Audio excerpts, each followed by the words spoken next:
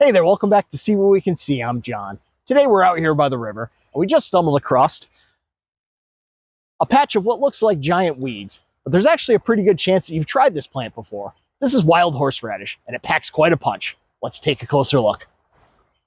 Horseradish is a tough, resilient plant that often grows where people don't pay much attention. Road edges, old pastures, open fields, and riverbanks like this. It thrives in disturbed soil and damp conditions, and if it finds a spot it likes, it can form large patches. You might not even realize what it is until you dig a little deeper. Horseradish leaves are technically edible, but I'll warn you, they're not exactly a treat. Bitter, slightly peppery, and kind of tough raw. Still, if you're curious like I was, go ahead and try a nibble. Just don't expect it to replace your spinach. Now here's where things get interesting. The real star of the plant, the root. These roots grow long and thick, often twisting underground. They can be surprisingly deep, and digging them up may take a little effort. At first, it doesn't seem like much. No smell, no spice. But once you cut or grate the root, it releases a compound called allyl isothiocyanate. It's a natural defense chemical, and it hits your nose like a freight train.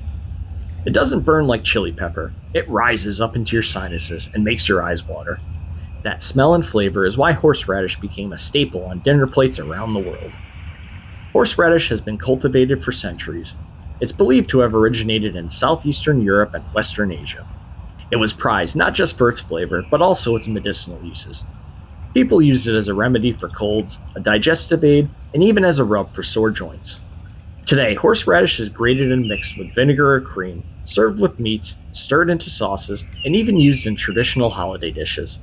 But out here in the wild, it's just doing its thing, quietly growing, and waiting to surprise the next curious forager. Here's something that's really important to know. Horseradish has a few leafy lookalikes, and one of the most common is bitter dock.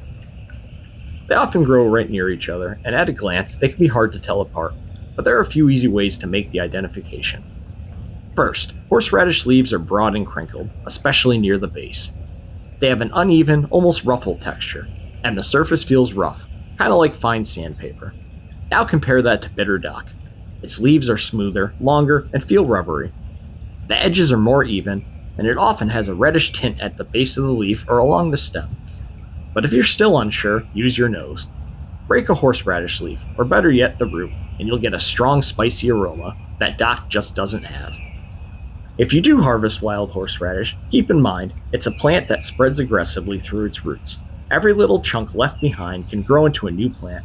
That's great if you want more horseradish, but not so great if you're trying to control it. It's tough, persistent, and nearly impossible to get rid of once established.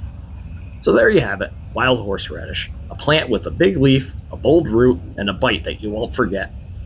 If you ever find yourself near a riverbank or catch a whiff of something spicy, take a closer look. It might just be this underground firecracker. Thanks so much for watching. If you enjoyed this episode, please consider liking and subscribing. I'm John, and until next time, get out there and see what you can see.